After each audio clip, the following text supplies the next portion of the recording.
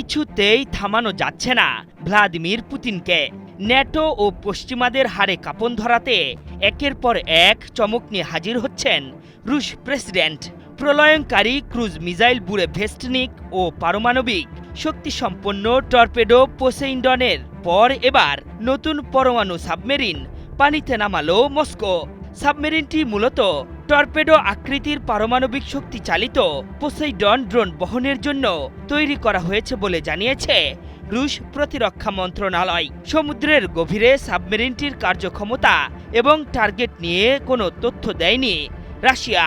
তবে ন্যাটো ও পশ্চিমাদের মুখ বন্ধ করতেই যে এই সাবমেরিন পানিতে নামানো হয়েছে সেটি নিশ্চিত। রাশিয়ার প্রতিরক্ষা মন্ত্রণালয়ের বরাতে সংবাদ মাধ্যম আরটি জানিয়েছে, শনিবার নতুন পারমাণবিক সাবমেরিন খাবারোভস্ক উদ্বোধন করেছে রাশিয়া।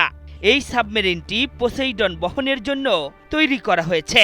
মস্কো জানিয়েছে, পানির গভীরে অস্ত্র ও রোবোটিক সিস্টেম বহন করার ক্ষমতার মাধ্যমে এটি রাশিয়ার সামুদ্রিক সীমান্তের নিরাপত্তা নিশ্চিত এবং বিশ্বের বিভিন্ন মহাসাগরে জাতীয় স্বার্থ রক্ষার মিশন সফলভাবে সম্পন্ন করতে সক্ষম।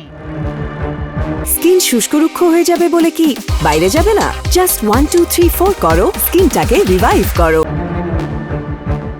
রুশ প্রতিরক্ষা মন্ত্রী বেলোউসভ বলেছেন, বিখ্যাত শেভমাস শিপইয়ার্ডের স্লিপওয়ে থেকে ভারী পারমাণবিক চালিত ক্ষেপণাস্ত্র ক্রুজার খাবারোভস্ককে পানিতে নামানো হয়েছে।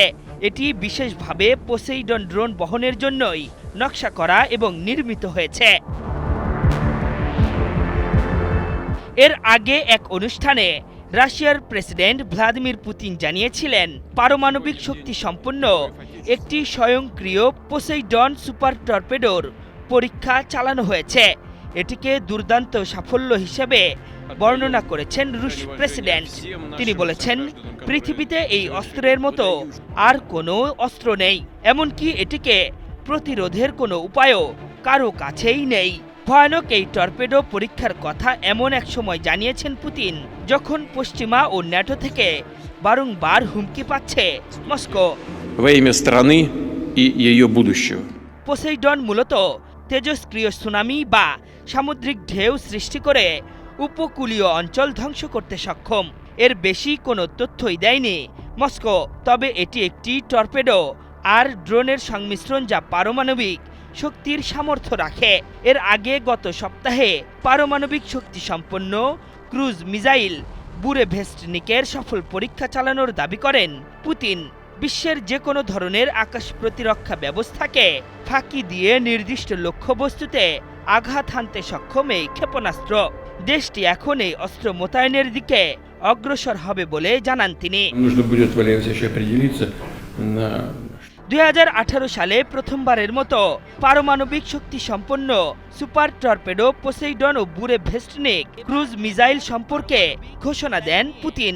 এর 7 বছর অতিক্রম না করতেই পারমাণবিক শক্তি সম্পন্ন অস্ত্র দুটির সফল পরীক্ষা চালালো মস্কো।